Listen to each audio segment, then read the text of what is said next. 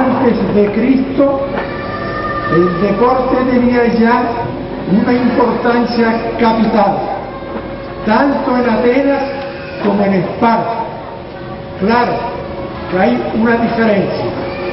Mientras que en Atenas el ideal es la belleza, el deporte, la educación física tiende precisamente a eso, mientras que en Esparta es la dureza la que interesa, es decir, el deporte tiene por finalidad, la educación física es preparar para la guerra. Esta importancia nos lo dice con una claridad meridiana el haber sido los griegos los que crearon todos estos deportes. Incluso tenemos que también, si recordamos a Diomedes, aquel griego que llevó la noticia tan extraordinaria, con tal velocidad, del triunfo de Milcíades sobre los persas a Atenas, que si bien es verdad que murió al poco tiempo de dar la noticia, también es cierto que el nombre de Maratón, donde se dio la batalla, al día que se encontraba a 42 kilómetros, ha sido incorporado dicho nombre en honor precisamente a ese héroe legendario en los Juegos Olímpicos. Ya sabemos que en los Juegos Olímpicos que fueron creados por los griegos existe una carrera de resistencia de 200 kilómetros que recibe el nombre de maratón. Si es Platón, al hablar de educación, les da una definición donde se ve también con claridad la importancia del deporte.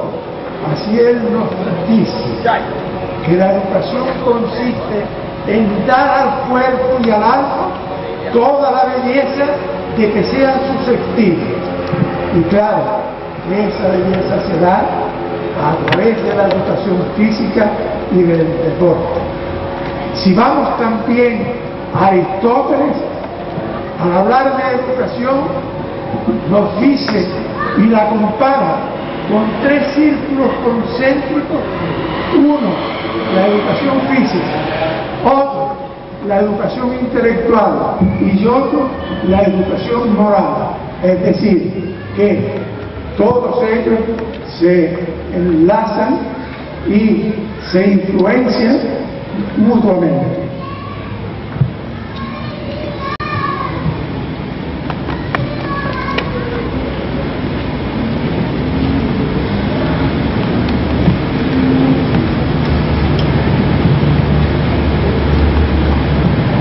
Los romanos, que fueron los herederos de la cultura griega, también se destacaron en cultivar los deportes.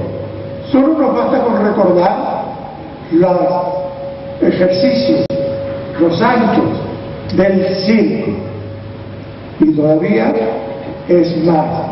Si recordamos aquella conocida frase de Juvenal que dice: mens sana in corpore sano, es decir, un alma sana y un cuerpo sano.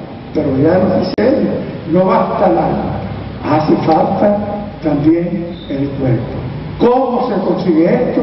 Esto se consigue, según nos dice, por medio del deporte. Incluso, si recordamos, por ejemplo, a Quintiliano, que escribió aquel libro famoso de las instituciones oratorias, en su parte dedicada a la enseñanza, también nos habla de la necesidad del deporte. Es cierto que durante la Edad Media el deporte tiene una gran decadencia. pero solo es cultivado por una determinada clase, pero con una finalidad, con la finalidad de la guerra. El concepto medieval atiende ya muchísimo más al alma, el cuerpo no interesa. Pero cuando llega el Renacimiento, vuelve otra vez a llegar el deporte a tener la máxima consideración, y desde ese momento, en ningún momento de nuestra historia, el deporte ha vuelto a caer. Cada día va teniendo más importancia, y todos sabemos que hoy, desde la enseñanza general básica hasta la universidad, en todos los centros es obligatoria la educación física y el deporte. Que nuestras islas fueron conquistadas en el siglo XV. Refiriéndonos concretamente a La Palma,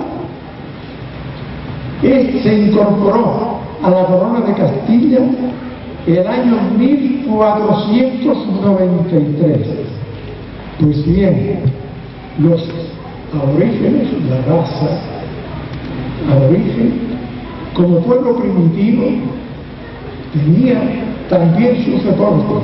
Claro que eran unos deportes que es muy posible que tuviesen como motivo principal la defensa. El historiador Abreu Galindo nos dice que los benaoitas, que eran los habitantes de nuestra isla, construían una especie de cilindros o conos truncados con piedras, y la altura de estos era hasta tanto que las piedras no caían, y precisamente estos especie de cilindros los construían para adorar a su Dios ahora. Pero ¿cómo adoraban a Dios? ¿Cómo adoraban a Él?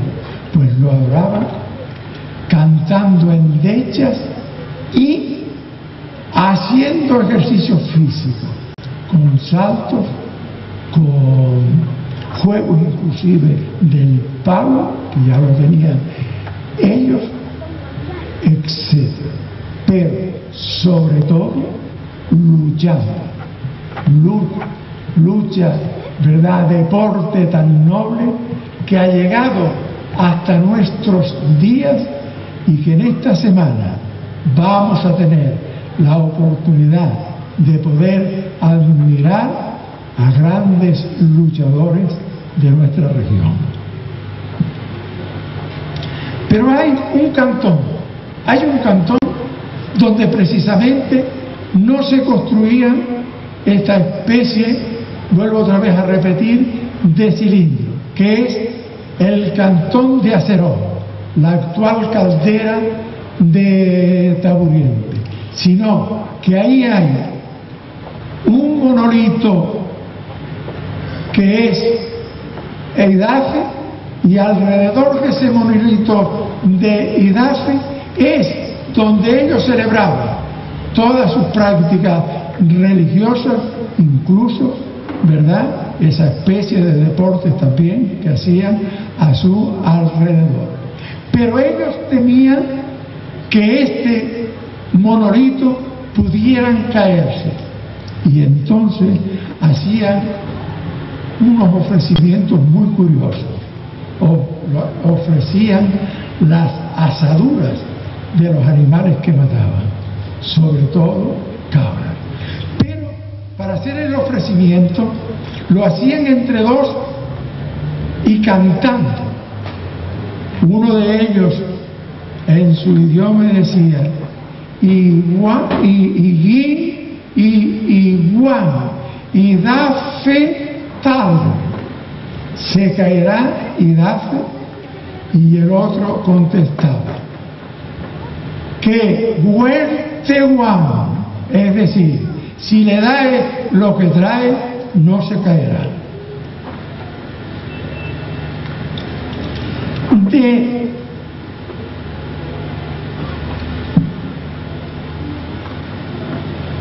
los deportes autóctonos de nuestra región, en detalle yo no voy a hablar.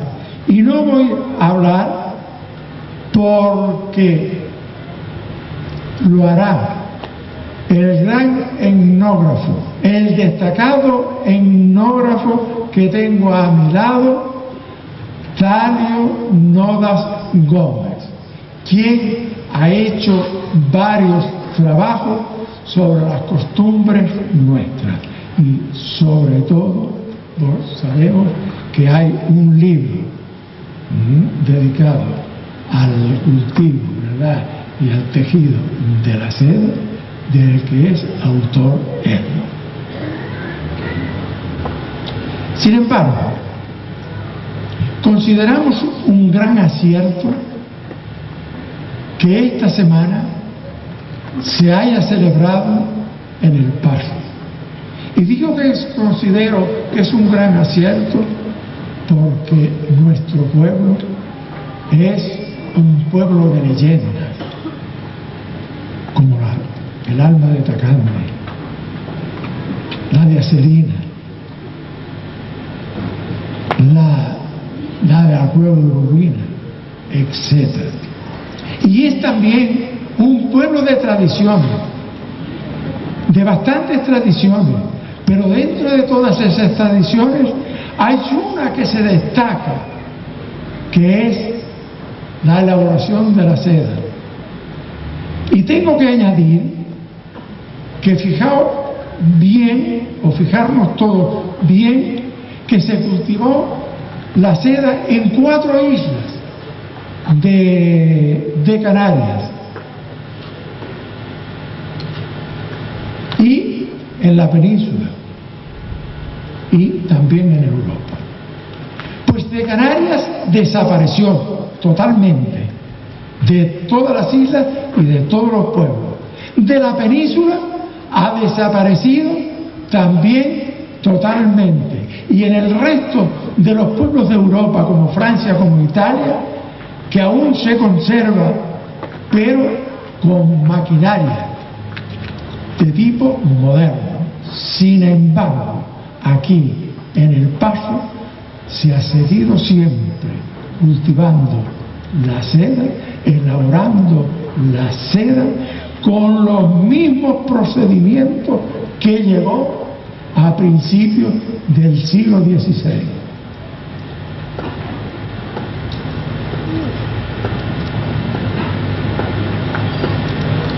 También en este pueblo, en El Paso, fue donde terminó la conquista de la isla.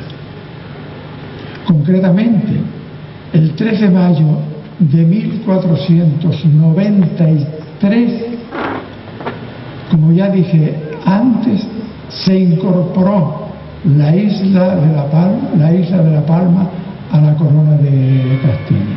Y esto sucedió en la Fuente del Pino, en el Riachuelo, ese valle tan hermoso, con ese bosque tan exuberante,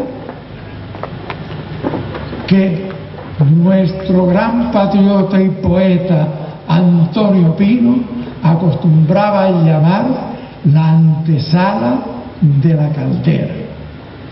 Pero Fernández de Lugo, el conquistador, se valió de un engaño para poder hacer prisionero a Tanausú, el jefe de Aceró, del cantón de Aceró, y el héroe máximo de la conquista de de la raza aborigen de nuestra isla, de La Palma. Y al atraparlo, al hacerlo prisionero valiéndose de ese engaño, pretendió llevarlo a la presencia de los reyes católicos. Pero Tanausú en el barco que lo llevaba, se negó a comer y pronunció la siguiente frase: Bacaguaré, que quiere decir quiero morirme. Y Taranzú murió de inanición, murió por negarse a comer. Y el Atlántico le ha servido de tumba.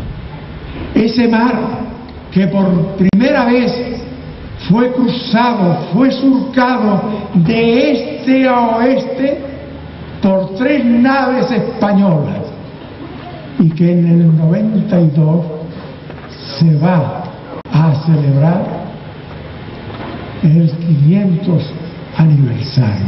Ya habréis oído por la prensa y por todo la serie de preparativos que están haciendo. Naves que iban mandadas por Cristóbal Colón y por los hermanos Pinzón.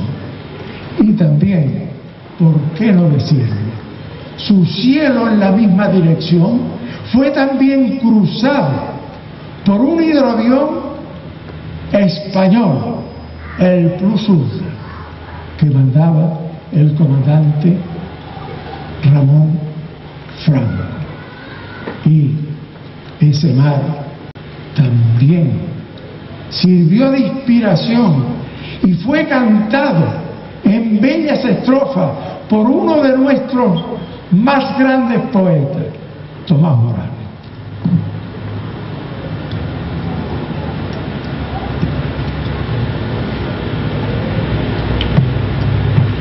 Y por último, voy a terminar, pero quiero tomarme la libertad de dar la bienvenida y de desearles una grata estancia a todas las personas que van a participar en esta semana, que hoy comienza en nuestro pueblo, en este pueblo que está tendido desde las cresterías de todas nuestras cumbres, en la cabecera del Valle de Arenales, que fue reino de Maya Antiguo y también patria de Francisca Gazmira, y que tiene una flora tan variadísima que va desde los plátanos y los aguacates hasta el castaño y los pinos. Pero dentro de esta flora tan variada hay una que se destaca de sobremanera, y esa una es el almendro, que en los primeros meses del año cubre, tapiza con una alfombra preciosa formada por sus flores de distintos, bellas y de distintos colores, que forman una verdadera sinfonía de colores. Nada más.